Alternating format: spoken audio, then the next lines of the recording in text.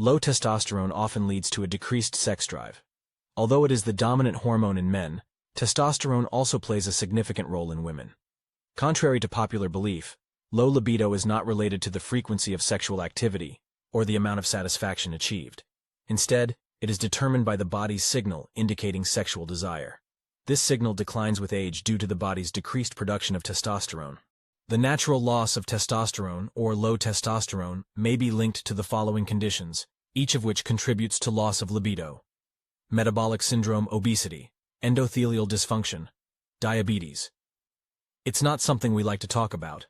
However, loss of libido or sex drive is a more common condition than you would think.